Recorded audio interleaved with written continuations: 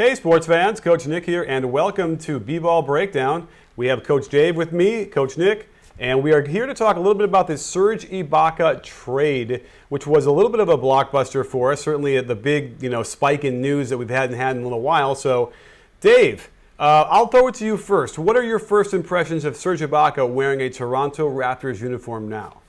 Well, as we talked about the other day on the podcast, this is sort of the perfect guy for the Raptors. He's a shooting big. He can actually play next to Valanciunas or next to Patterson in like a small ball lineup with a bunch of shooters. He's shooting some ridiculous percentage on above the break threes. Do you have that number? You were the one telling me about it. Yeah, no, it wasn't ridiculous. It was like 38, 39%, but whatever it is, it's good. He's shooting 38.8% on threes in general. Right. We know that he can sit in the corner and knock down threes. We know what he brings to the table as a rim protector. He's blocking 2 shots a game this year. I expect that number to go up because I think they'll ask him to do that more, as a weak side helper in Toronto. Whereas down in Orlando, he's always out there with Biyombo or Vooch or, someone else kind of in the way. So I think we're going to get a little bit more of the classic Ibaka. Not to mention, he's going from, a hapless team to a contender again. And so I think we'll see like a bit of a re-energized Ibaka. I mean, he's the perfect fit for this team. This is exactly what they need going forward. I mean, this hopefully will get them out of the funk that we've been talking about for the last few days. Absolutely. And now the funk that you're referring to, and of course Valentine's Day. Happy Valentine's Day, Dave. I'm not sure I'll ask you to be my Valentine, but certainly you can be my basketball. Well, you're my Valentine. My wife's out of town. Oh, okay. I'm your. Oh, that's great. Well, you can be my basketball Valentine because my wife was in town and we've been a little bit busy today. But I'm going to get back into watching some games tonight, and we'll get to the Toronto Raptors breakdown. I'm actually glad I didn't get it done when I wanted to because half of it needs to now be about Serge Ibaka. And what we were talking about and what you mentioned was the 14 games that they've lost 10 of the last 14 and not looked good doing it. And so obviously when someone asked me, is this a good trade for Toronto? I mean, the first reaction I had as I quoted that tweet was, well, is Serge Ibaka better than Siakam? I think the answer to that is pretty clear, wouldn't you say? Yeah, absolutely. And The Ibaka trade for Orlando was weird anyway, because Orlando was a young team that needed to be thinking about rebuilding, and instead they were trying to get an 8th seed in the playoffs. And Toronto was really a better destination for him all along. I mean, when he was traded, when I heard Ibaka was traded, I actually thought that he had been traded to Toronto just because it made so much sense. And, his fit there is fantastic. He's better than Siakam. He's better than Patrick Patterson. It allows Patterson to play those bench minutes that they really like him playing. And again, I'm looking forward to that lineup when they'll roll out Lowry, Powell, DeRozan, not Terrence Ross, DeRozan, Patterson, and Ibaka. I think that lineup will have some punch. I like Powell, by the way. In fact, I might like Powell better than Terrence Ross for some reason. I think that the Raptors do. There's something about him. I mean, he's probably as athletic or pretty close to being as athletic as Terrence Ross. He's not as tall, but he seems to play, for the most part, like, maybe more within himself and maybe better decisions with the ball and not just jacking. Because I like Terrence Ross, but there's no question he gets out there and looking around going, man, these guys are ice swing. They're taking all these tough shots. I'm going to get mine. He gets hot sometimes or often, and other times he's not, and it's up and down.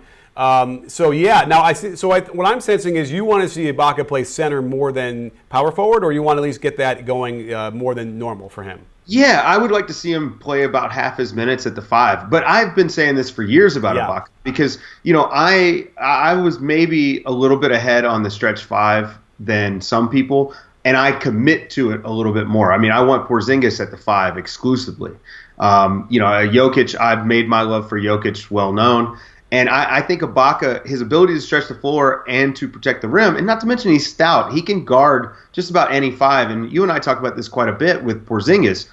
The amount of time you've got to bang inside is so low. Okay, against Embiid, by all means, have Valanciunas out there, but nobody else is really taking you to the block. So Right. Yeah, I would like to see him play about half his minutes there, and I think that offensively would be great for them, but also defensively. I think he's a better rim protector and a better defender than Valanciunas is. And, maybe we get a little bit of him with Bebe, and then you really get, like a long arm wrecking crew kind of inside. Oh yeah, and then Powell I think can kind of get after it defensively as well. They now have a lot of options here, especially with Serge being very experienced in the playoffs. He can really help there. He's not going to shrink from what the pressure is. This is exciting. They still have a DeMar DeRozan problem, but they have DeMar Carroll.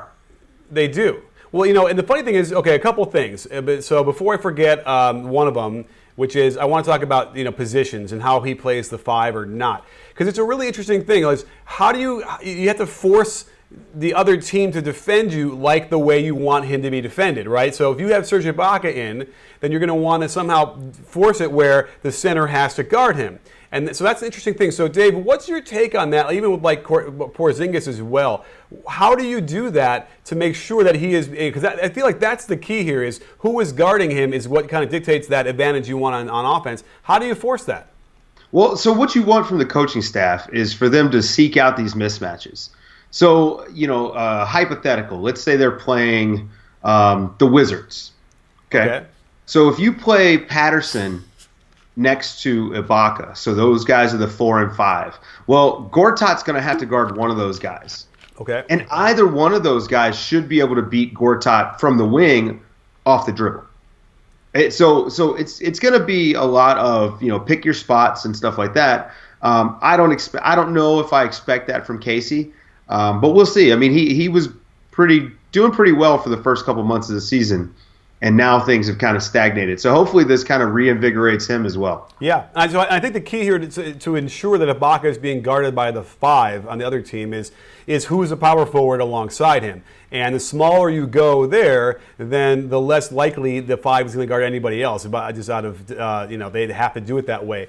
And so, this is kind of curious because I feel like East Coast teams, maybe they're not as small ball as some of the West Coast teams are. I mean, that might be a crazy statement. It feels like, it's a Western Conference thing more, even though I guess the Grizzlies are the ones who still do it. But there is a lot of definitely some interesting things. So now putting Nogueira out there with him, is also something really interesting as well because, now you can shut down the rim attack. If someone like LeBron James wants to post up, you have a guy that could probably, remind me what it was like. I know Ibaka's guarded LeBron in the past a little bit, but I can't remember if that was a disaster or not.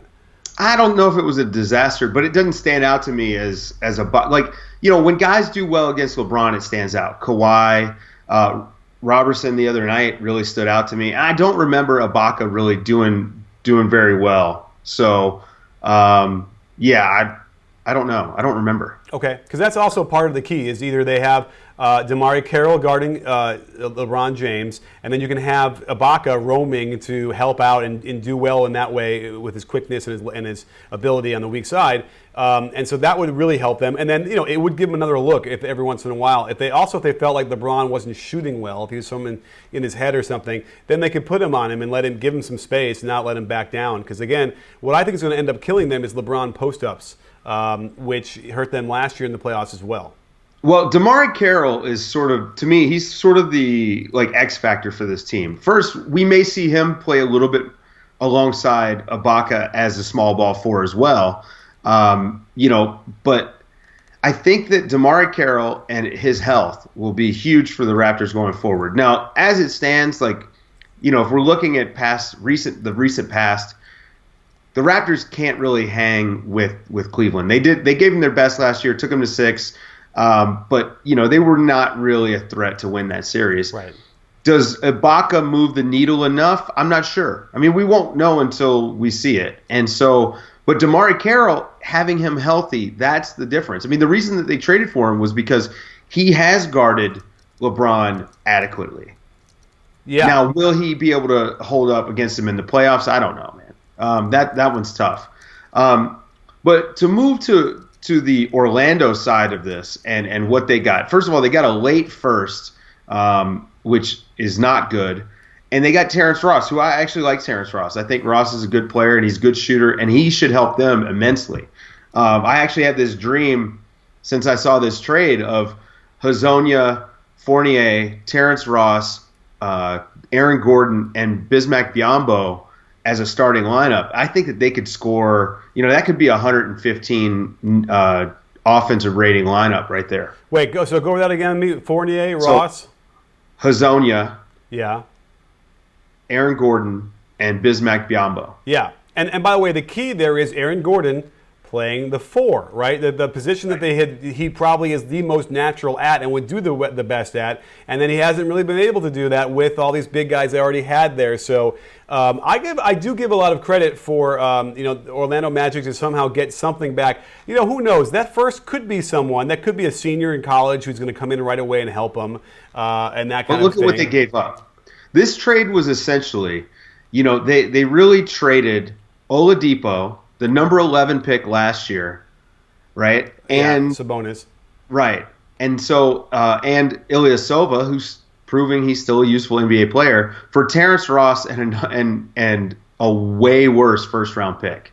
So, yeah, things have not been great in Orlando. This was one of these things where the second they signed, they traded for Ibaka, and then they signed Bismack Biyombo, and Jeff Green to that $15 million deal. They don't know what they're doing, which is unfortunate, man, because they've got some young talent there that just feels like they're being wasted. Playing Aaron Gordon this whole season at the 3 is a complete waste of a year for him. And I just saw one of the comments from Ewan saying that they still said, maybe even now, that they don't plan on playing Aaron Gordon at the 4. I didn't see that quote, but if it's out there, then you got to give a WTF to somebody over there, because what's going on in Orlando Magic land. Now, that said, I am excited to see Terrence Ross get some opportunities here. And to actually feel like, okay, I'm a little bit of the man here, perhaps. I'm going to get a few more minutes. Maybe he'll get closer to 30. He should start. Yeah, well, here's the weird. Yeah, now he should start at the 3. Oh, yeah, he should start at the 3 because Fournier can start at 2. Ross has started at the 3 for most of his time the last 3 years. That works out well with a 4. What's the starting lineup? Do we ever go? So we got Gordon, Fournier, Biyombo at the center. And that's the one I want, and with Hezonja as the point guard. Right. Now that's interesting. You want to go big point guard? Well, Hezonja has been a point guard his whole life, and he's got the skills. Not to mention, he's a good passer, and he has in the gym range. We just don't get to see it, and so this is one of those things where having you draft Hezonja last year, and you bring in Scott Skiles, who notoriously hates young guys, on a team full of young guys. It was just dumb. And then they bring in Frank Vogel, who, when you've got a team that's they're skewed toward offense, or at least they were. Right. And then what you're trying to do is you're trying to now fit the team to the coach you hired because it's a big splashy name. And so that's when you trade for Ibaka and you sign Biyombo. Well, now you've got this mismatch of a team, and you have a coach that can't coach them. Right. Vogel, as an offensive coach, he's in the bottom 5 in the NBA. Strong words. Fair enough. Well, there's no creativity. There's no. Even his lineups. He's still playing Elfrid Payton, and Elfrid Payton is not. He's not he maybe is an NBA backup. Yeah. But he's definitely not a starter. Yeah. It's too much of a struggle. And you know what's interesting? He's actually shooting 46% from the field, which is shocking to me because I just see, not a lot of scoring, and I see a lot of, he's not always very aggressive out there when I do watch him. And his numbers are, as a starter, 12.6 points a game, 5.7 assists, and a couple turnovers, which isn't bad. But they're bottom starting point guard numbers. They're not like the kind of thing. And I agree. I think he'd be really great off the bench. But I don't know. I think it'd be a stretch to see if Hezonja is going to get out there and play that position. But it would certainly be fun. Okay. Well, so we just got an update on Aaron Gordon at the 4. The Orlando Magic Daily tweeted at us on Twitter that Hennigan said in his press conference that they will experiment with Gordon at the 4. To me, there's no experiment. Right. You saw it last year. He is a 4. I cannot wrap my head around this. The experiment is done. Unless he somehow has a Kawhi Leonard offseason and, is putting guys in jail in the pick and roll somehow overnight. I just don't see how it's going to happen. And, that's where I stand on that. Should we take some questions? Yeah, I got a couple that I grabbed before they disappeared. Good. And so here, Lynn Morris was saying, Norman Powell averaged 18, 6, and 2 when DeRozan was out. And if he gets Ross's minutes, we're in for a treat. So it's not a question, but it definitely, if he's been able to take those numbers out when DeRozan's not there, those are some great numbers from Powell. You know what? And Powell is also he's a good defender, man. Like, yeah. I actually enjoy watching. So I had this crazy idea that part of the reason why the Raptors should not have re-signed DeRozan to that max deal was so that they could start Powell. Because not that I think that he's necessarily a better player now, but I think that going forward he could be. And he can shoot threes. Like, he can defend and he can shoot threes, which when you have Kyle Lowry, you don't need another guy that is going to create offense like DeRozan does. You really need these guys that can spot up around Kyle Lowry pick and rolls and hit easy open threes. Well, okay, and as I'm checking, just before we get a little crazy about the three-point percentage, he's taking 2 a game. He's making 35%, so he's about average. And he's only playing 17 minutes a game.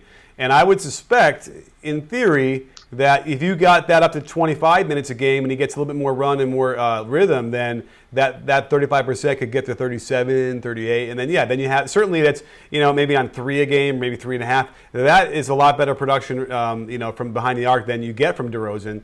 And so, I think this is a no-brainer. I think they were probably looking at Norman Powell and waiting for him to develop. They're seeing enough of it there that they can unleash him and give him more minutes. And they're not going to lose much. So, I guess it's safe to say Ujiri pretty much, even though there's some merits to the Orlando Magic case, Ujiri, I don't know if it's a fleece. Are we going to say it's a fleece job yet? I don't know if it's a fleece. I just think that this is, Orlando, to Orlando's credit, they made a bad trade by making the Ibaka trade in the first place, and they got something in return for it. Because he was going to walk this summer. Like, he wasn't going to re-sign. I couldn't imagine being a guy in his position and re-signing with that team. So he wasn't going to re-sign. And so they did, they at least got something. So they got a late first, and they got Terrence Ross, who was a useful player. Someone on Periscope, I didn't quite catch the name, was talking about how you don't let a superstar walk for nothing with in regards to me saying that they shouldn't have re-signed DeRozan. I agree completely. And I understand the dynamics of they drafted the guy, they developed him into a star and all this. The issue is they signed him to a max deal, and that kind of limits their financial flexibility going forward. I mean, they're going to be capped out after they re-sign Ibaka and Lowry, because Lowry's going to get a max. And so what you've got there is that they should have maybe pulled the trigger on DeRozan last year at the deadline when when his value was, he was an expiring deal, so a team could try him out for a little while, or you re-sign him to this max and you're shopping him now. Like my argument is more that DeRozan is a bad fit next to Lowry, not that he's a bad player. So let me clarify that. Yeah, I hear you. The way Lowry plays, though, like, how can you be a bad fit next to him? He seems like the kind of guy that could blend in and work well with other players, right? Right, exactly. So you don't like DeMar DeRozan's game, is what you're saying? No, I don't. Right, and I don't like it either. If he could shoot threes, then we could talk. But, the fact that he can't hit a spot-up three really, really limits them. What was that question? Man, I keep missing these questions. I know. Periscope's they gotta improve this. Yeah, and if you got a good question, just say it again, and we'll try and grab them. I figure out a way where I can copy and paste them, so if I did grab them in enough time, I can get it. I got one actually from, or actually another comment that said, of course I missed who said it, but they got Ibaka's bird rights. So mid-level MLSE is literally drowning in cash. They can pay any luxury tax. MLSE, what is that? Mid-level? Anyway, I don't know what they're talking about. Yeah, I don't know what they're talking about with MLSE. But they can play unless that's the Raptors group that owns the Raptors or something. All right. Oh, okay. They can pay any luxury tax. I mean, I don't know if they want to, but just because you can, right? Okay, that was what we were getting at. Right. Just because you can pay the luxury tax doesn't mean you ought to. And just because you have bird rights doesn't mean you're going to get them because, well, 2 words: Kevin Durant. Right. Yeah. Exactly. I mean, what you run into is like Ibaka's going to need to want to stay, right? Like he can get the same or a similar max from other teams, and yeah, the Raptors can sign him because of his bird rights. They can sign him going over the cap. That was my point. They will be capped out because they will be re-signing Lowry, and I expect him to re-sign Ibaka. I don't think they make this move with Terrence Ross unless they have some sort of, like all these guys talk behind the scenes. Well, it's not even that, by the way. It's Ibaka's agent is also Lowry's agent? Oh. It's something like that. I was reading it earlier and I'm forgetting. Someone tell me on Periscope or Twitter. But they have the same agent and they're all good friends. And even like I think Ibaka's from the Congo. Is that right? Yes. There was some connection there between him and Ujiri or something like that. I can't remember now. I'm losing my mind. But so there's no question this is the sweetheart deal, I would think, where they at least were able to talk ahead of time and be like, hey, can you give us some reasonable expectation what they're going to do? So there's multiple levels of communication there behind the scenes. And I think that they both probably wind up with the max, or at least a near max. It may not be like a salary cap percentage max. It may just be the max dollars and then going forward. Right. But that's not even important right now, right? Because we don't even give a crap what Ibaka's doing next year. We're talking about now. This is their chance. So to me, what this signals is Orlando realizes that it made a mistake by, losing assets for Ibaka for a team that wasn't going to win. They punted on it, which good for them, right? It's really difficult to admit that you were wrong, and not that they're admitting that they were wrong, but this is an admission, right? Yeah. And so now what I expect to see is I think that Orlando is going to be selling off pieces. I wouldn't be shocked. They don't love Hazonia for some reason. The stories out of Orlando is they don't like his attitude. He's very cocky. He's been the best player that he's been around for most of his life. So, I get it. They're going to, Vooch, they really want to move Vooch, even though he's on a really nice contract and he can anchor second units. But if he went, I think he could be a Cantor type player for a contender. They've got Biyombo on a nice contract because of what he provides. And so, I expect, they're going to probably try to unload Jeff Green. And they definitely are going to be looking for draft picks. So, good luck on the Jeff Green unloading. I don't know what value he has, but Vucevic probably has lots of value around the as an Enes Kanter type. He's probably better offensively than Enes Kanter is, wouldn't you say? I like his game. He can shoot threes. I like that he can step out. Hit that 18-footer. He can hit threes from the corner, and they've been having him shoot more from there.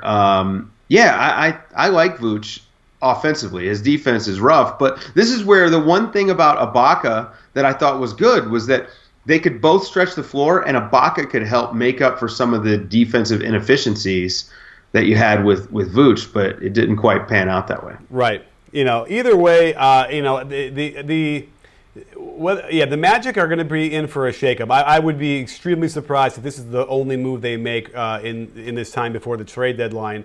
Now, we have a couple other questions here, which are, who do you like for the Raptors' backup small forward target?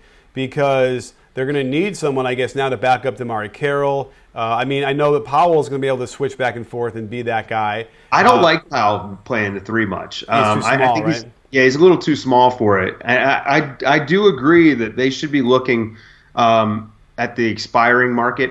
Someone mentioned P.J. Tucker. I think P.J. Tucker would be great. He's another big body that you can throw at LeBron in the playoffs. I'm a big fan of him. Yeah, no, P.J. Tucker's one of those guys like Jay Crowder, no nonsense. They're not going to back down. And they have that wiry strength because the problem is P.J. Tucker is probably not even 6'5", right? He's I know they list him as something probably taller than he is. Yeah, but he's not 6'7" like they list him. No, he's got to be lower than that. But even still, he's just tough. And he's the kind of guy that could give LeBron, some issues, at least, backing down, getting his head, whatever, maybe take a couple fouls that are hard. And then, offensively, he can do some things as well. I don't know if they could pull that off. I don't know who they offer to get. I think that if, the story out of Phoenix is that they're looking for a star or they're looking for assets. Like draft assets. So, Sullinger's on a 1-year deal. They could probably send Sullinger to make the contracts work and then maybe attach a future pick or, a couple of second rounders or something like that. They could make it work. Maybe they send Bruno and Sullinger for PJ Tucker. I don't know. Yeah, it's tough only because, PJ Tucker really doesn't have, what's he making anyway? He's probably, his market value isn't huge because he's always a nice piece to a good team, but on a team like Phoenix, it's just sort of like a waste. He's not really, he's not developing. He's already who he is. He's making $5.3 million this year. Yeah, so he's probably worth 7 or 8, whatever is. And he's not, but he's not commanding any, that stuff. So I could see, them trying to package something. They'd have to get a first-round pick out of that, I would imagine. Like, they would want to get, even if it's a late first-rounder from the Raptors. I don't know. I feel like he's worth a little bit more than, like 2 seconds or some fodder. Sullinger, I guess, is the only other question is, will he ever develop into anything? But I don't really feel like he will. Do you? No, I don't think he's going to do anything. He's kind of an overweight guy that broke his foot. You have a way of simplifying things pretty well with a back problem. So I just don't know. Yeah. Let's see. I'm looking here. Raptors have their 2018 first rounder. They actually have all their draft picks going forward beyond this year. So I think that they could do a 2018. First for PJ Tucker, and that's not necessarily an overpay because they're still going to be good next season. Yeah, and then the question though is, I don't think the Raptors are going to make any more trades. I feel like this was it for them, right? We'll see. I don't know, man. I think the smart move would be to try to get like we just talked about, another big body to throw at LeBron. I think that that's where their focus needs to be. Yeah, and that's that. Okay, so that's that PJ Tucker idea. So we'll have to see. I'm just letting everyone know while we're on Twitter, we're still out here. We're still talking Ibaka trade, so hop in.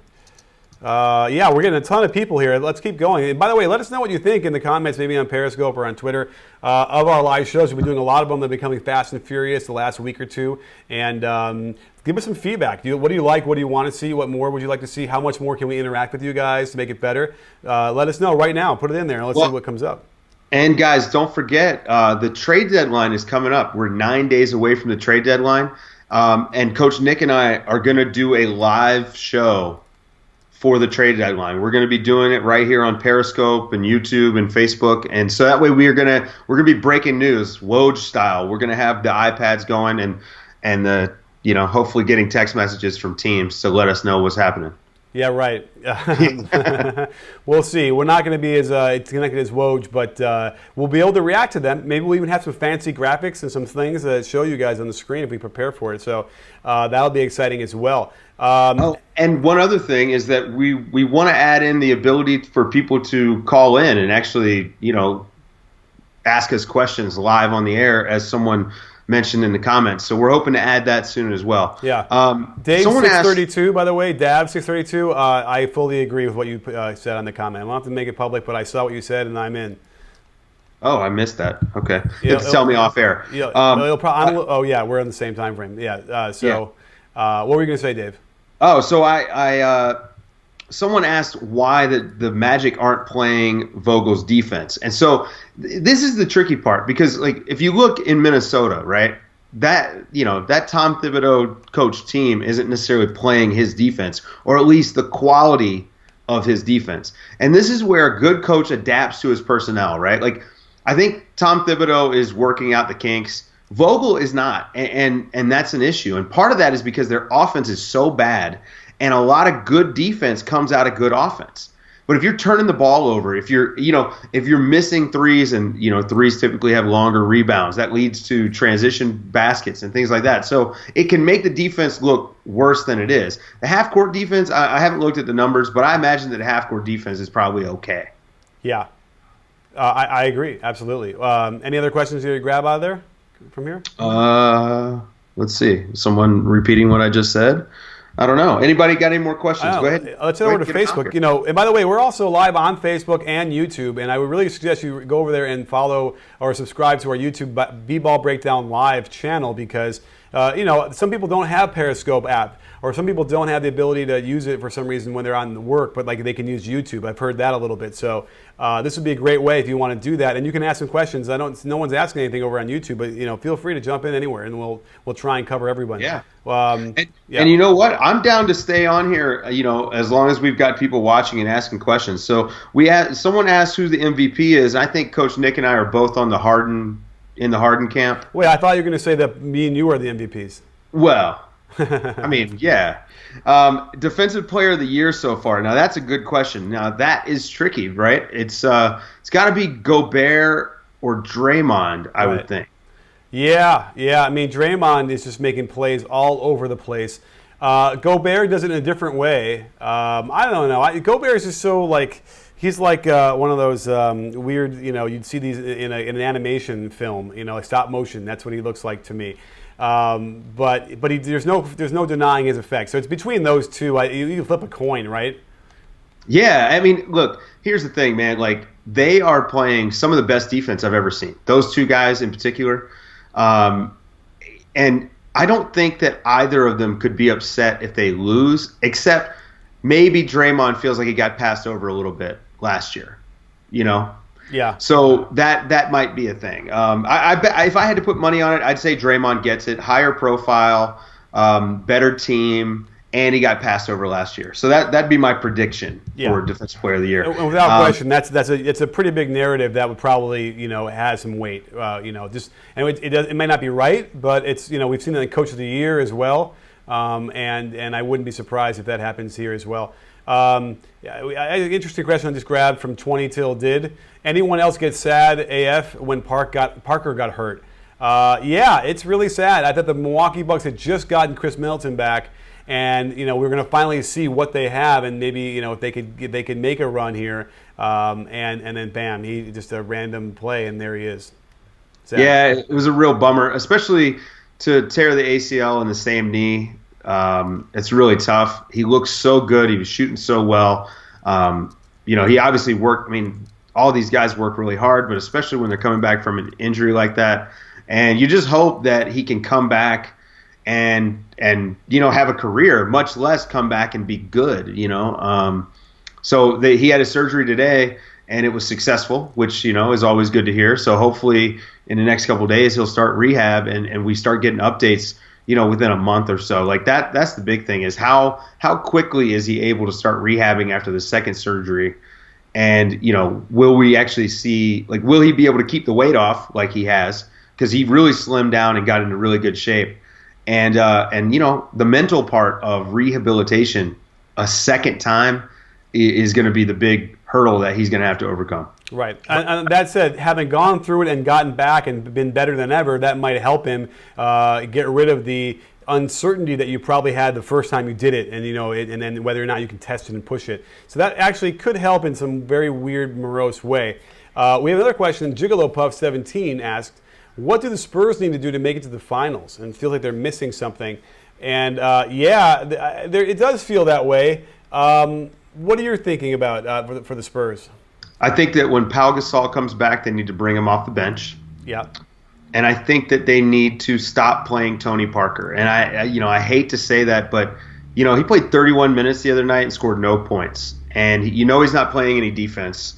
And so, if he's not contributing on the offensive end, I fail to see what the point of having him on the court is. But can Patty Mills play the way he likes to play for more minutes than normal, which is, let's see, Patty Mills is averaging 21. Let's say he gets up to 27. Can he do that? Can he play that way for an extra 6 minutes a game? I think he can. The question is DeJounte Murray ready to play 24 minutes a night? Yeah, okay. I just think that sort of – think about Kawhi and how he kind of like came out of nowhere, right? Like I think that we might actually get that with DeJounte Murray. Like he's shown flashes. He's got great touch going to the basket. He's got a nice stroke on his three. I mean, he's not hitting them at a super high rate yet, but he will. And his defense is fantastic. He's so long. He's so athletic. And that's what they've been missing at the point guard position for years. Yeah. So I would love to see DeJounte Murray get a shot at 20-plus minutes on a consistent basis. Just see what happens. Yeah, I know. Jesse, our editor-in-chief, is watching. He had been browbeating me for about a month to do the DeJounte Murray video breakdown, and I don't know. I kept putting it off, and so I want to do a video there because I feel like a lot of people don't know about him and have no idea how good he is. But man, he can really have an effect for that team. And I agree. I think on all of those counts, I'm worried about Pau Gasol coming back and affecting everything because defensively it's a real problem. And it's going to be a pressure to start him and play him his usual minutes when they haven't missed a beat without him in there. And I think that's indicative of like a lot of things. Well, it is just so overwhelmingly evident that Dwayne Dedmon is a better player at this point than Pau Gasol. What he brings on the defensive end. Like if you get caught in a pick and roll, like having Parker and Pau in a pick and roll in the NBA is might be worse than me and you getting caught defensively in a pick and roll in the NBA. Because Parker and Pau, like Pau has been terrible at pick and rolls for his entire career. And I think Dedmon at least makes it so that when you're playing Parker those crappy minutes, that he can make up for some of those problems. And teams now are just sticking Kawhi out in the corner, so it's not like he's going to give you much help in that scenario. Right. And I think you need a backline defender who's solid, and Dwayne Dedmon is good. Not to mention, it's nice to see. When was the last time the Spurs were able to throw lobs to a guy? Yeah, no, absolutely. They can throw him to the Kawhi. Sure, but I mean, like having a big that you can toss the ball up to. JaVale McGee is looking great, partially because. Like Bogut last season, he's able to be on the receiving end of some of these lobs. When the defense overplays, Steph or Draymond on the pick and roll, boom, nice easy lob. It's an easy basket every time. Absolutely. Well, hey, let's try one thing really cool here. We got a ton of people in here right now watching. Let's everybody just hit the share button on Twitter. Let's just see what happens. I'm kind of curious. I'm going to do it right now. There's a little button, a little arrow, and a thing. Let's everybody hit the share button on Twitter right now and just see. I'm kind of curious what that number goes to because it's already so high right now. Let's blow this thing out of the water and get that going because I think everyone's going to be involved in the show. And let me just get back to what Dave was talking about earlier about having a call in. What I'm planning on doing was we're going to have like a radio show. We'll do an hour and a half, and you don't have the commercial. So, a 3-hour drive-by stretch, whatever they call that on radio, isn't really 3 hours. It's probably like an hour and a half because the other half is commercials. Well, we're going to have a commercial-free hour and a half straight. Well, we're going to be talking about the NBA, and we're going to have call-in segments. We'll have guests who can come on and also wait, just like you'd hear on SiriusXM NBA Radio or ESPN Radio or any of those places like that. So we're going to create our own station, and I think that that's going to be an amazing thing for everyone to do because it'll be a chance for you to watch it on demand when you want to, or you can watch it live and participate by calling in. Yeah, well, the other thing is that we still will take, even if you don't want to call in, we'll still be able to take text questions. We have gotten, one of the reasons why I've enjoyed doing this Periscope stuff so much is because of the questions that we've gotten.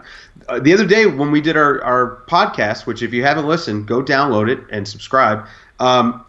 We got some questions, and you and I talked about it after the podcast about how easy it was because you guys asked us such great questions, and it was just things that we knew about, right? Like it was on our radar, but it's just like we were focused on the OKC Golden State game, and then something else that we were really focused on in our like pre-show conversation. Right. And then you guys asked some amazing questions. So like this has been one of the most fun parts of it is answering questions. Like we love this part. So. Yeah, and I love hearts. Let me see some hearts. I love when the hearts flip by. I'm giving myself hearts right now, but I'm like hearts from everybody else. Love those.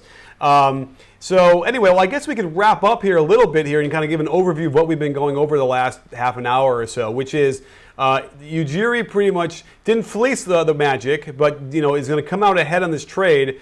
But we're still not sold that this is going to be the thing that gets them over the hump and has a legitimate shot at beating the Cavaliers. No one can say that anyone's going to beat them for sure, but can they compete? That's the real question here. Where are we at on that level? Yeah, I think we're in agreement. I think that this definitely helps the Raptors, and it is a sign of a commitment to rebuilding for Orlando, which I think is good, right? I think if you're the Raptors and you're in their position, you need to be buying and trying to do everything you can to reach the finals. And if you're Orlando, to make this commitment now, make it early before the trade deadline. And obviously before the draft, this is a good decision on both parts. So moving forward, hopefully both teams are moving in the direction they need to go.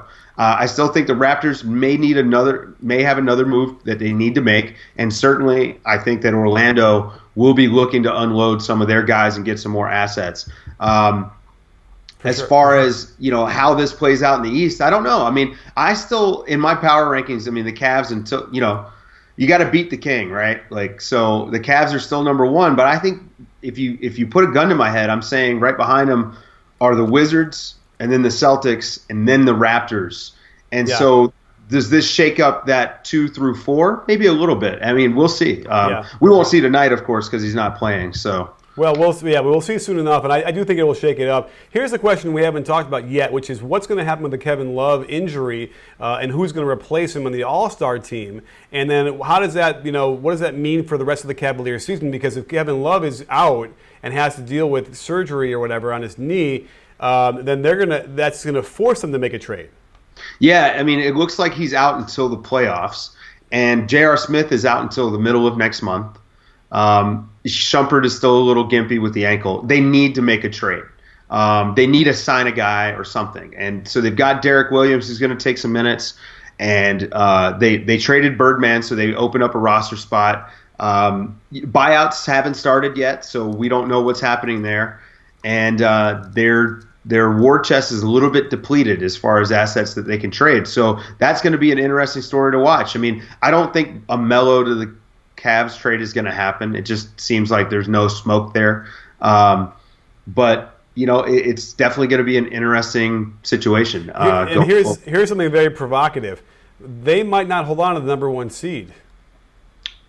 It's true. Now they're only 2 games up. Yeah, they might not have home court advantage in like the Eastern Conference Finals, which would be crazy, right?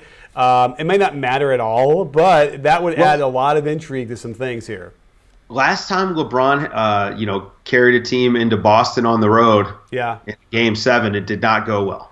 And you're talking about LeBron that's now for sure going to be forced to play 37, 38 minutes a game for the rest of the season. There's not going to be any nights, unless the random blowout that they're going to have. So this is really fascinating stuff. I guess the question is, who is going to replace Kevin Love in the All-Star game? People want to hear about that. I think there's only one answer. Let me guess. Well, geez. Embiid? Ooh, no. Bradley Beal. I think Bradley Beal is the guy that should get the nod. I know he's not a front court player, but I think Bradley Beal is an all-star. I think he's earned it. Okay. I think Embiid's just missed too many games. Yeah, it's not even Embiid's fault. That's the problem. They just forced him to miss them. But no, what we have seen. Okay, let's look at Beal's numbers for a second. 22 points, 3.7 assists, 2.9 rebounds. He's shooting 47% from the field and 40% from 3 on 7 attempts. Are those all-star numbers? I guess it doesn't even matter if they're all-star numbers. It matters is who else is out there who's done better or worse than him. And you're right. I don't know if any other guard has done any better than that. And then you have some bigs, So that's the other question is the West is small, right? They don't have a lot of big guys. Am I correct in saying that? Yeah, they're really small. And you know what? As True Bane Virgo points out, Embiid has a torn meniscus and is out for a little while anyway, so he couldn't play as it is. Fair enough. I forgot. Yes. And so, right. Do they throw Dwayne Wade in there as like one of those, things that they do sometimes? I hope not. I know. Me too. He just hasn't played as an all-star. He hasn't. And I love Dwayne Wade, but no, he just hasn't. I think Bradley Beal, I think he's earned it. I think he really has earned it. Okay. And Melo is the same way where they're just going to throw Melo in there. That's the guy I wouldn't be surprised if they just put him in because, he's Melo. He's had it. You know what? He hasn't had a bad season. He's scoring 22 a game or somewhere around there as well. I don't know. Maybe I like Carmelo a little bit too much, but what is he at right now? 23 points, 23 a game. He's shooting 37% from 3 on almost 6 attempts, and he's getting 6 rebounds and almost 3 assists. So again, these are not like the same kind of numbers he's used to having by any stretch of the imagination, but compared to Bradley Beal, he's probably having a little bit more output. Well, it's close. It's really close. Yeah, it's close. And you know what? In this instant, they may give it to Carmelo because of he's a veteran. Yeah, but you're right. I would love to see Bradley Beal as well. That would be a good pick and a nice. He definitely is playing well, and the Wizards are also playing well. So we'll have to see. But what do you say? The games are going to start. The 5 o'clock games are about to start. 5 o'clock my time. So what do you say? Should we wrap this up and get on to some games? Yeah, you got any predictions for tonight? Oh my goodness, I didn't even look at the schedule for tonight. What is the schedule? We got Bulls Raptors first, then Cavs Wolves, Kings Lakers. Here's my prediction. I think the Raptors beat the Bulls, and I think this could be the last game that Hoiberg coaches. Yeah. How's that? Okay. Well, we've been saying that for a little while and getting inching closer, but if you want to get on record as saying this is it, if they lose, okay. All-Star break, this, and Jimmy Butler's back. I think the Raptors win, and the Bulls. Yeah. The Bulls have one more game on Thursday, by the way. They do. Oh, I didn't realize that. I thought that they were done. I might take that game. It's not easy at all. It's Boston again. Now it's at home, but it's against Boston. So, I don't know. I mean, I'm going to go Toronto. I'll take Cleveland over Minnesota, and I'll take the Kings and the Lakers in LA. That's an interesting matchup. What do you have there? I got a 40-point game for Boogie tonight. Okay, so you're going the Kings. I think the Kings win. I think Boogie feasts tonight. All right. Well, so Zubac is going to come in there and shut him down, huh? You know what? I think Zubac puts up a double-double. I love Zubac, man. He needs to be starting and getting all those minutes. Play him 48 minutes. Yeah, it would be great to see him at least get like solid 22 and really get some good runs, maybe a couple of starters. But anyhow, well, awesome stuff. Thanks for joining us, everybody, for a nice little impromptu going over of the Serge thing. Don't forget, we have a great podcast that's killing it right now from yesterday that we uploaded a little bit later yesterday, so you might have missed it on your way to work yesterday or way to school, but it's up there now. People are listening to it in droves, so check that out. It is Solving the NBA's Problems One Question at a Time is the title on the B-Ball Breakdown podcast. And what else, Dave? I think we're gonna do one of these tomorrow, another post-game show live, right? We're gonna do a live post-game show tomorrow, and I don't know. I have this feeling we're gonna be doing like State of the NBA at the All-Star break on Thursday. I don't know why, but it just feels like this needs to be almost a daily thing. And to all the people, dropping all the hearts and telling us that this was great, thank you very much. We love to do it, and the fact that you guys appreciate it makes it very much worth doing. Yeah, and then keep telling your friends about it, because this is the new medium here, I think, that we're going to be able to expand into. No longer is it going to be like pre-edited stuff that I do, or we'll certainly do that a lot, but we're going to be moving into, and like podcasts are still there, but we're talking about, we're already broadcasting our podcast live here anyway every Monday, and that's what we're going to be moving towards, so we can interact with you guys, you can watch us, we'll have some clips. So this is really exciting stuff, and you're going to be along for the ride. So, tell everybody about it, and let's make this thing a big success with everybody involved. Yeah, that's it. All right, that's it. Well, don't forget, sports fans, at B-Ball Breakdown, we're not a channel, we're a conversation. You in? You in, Dave? Yes, I am.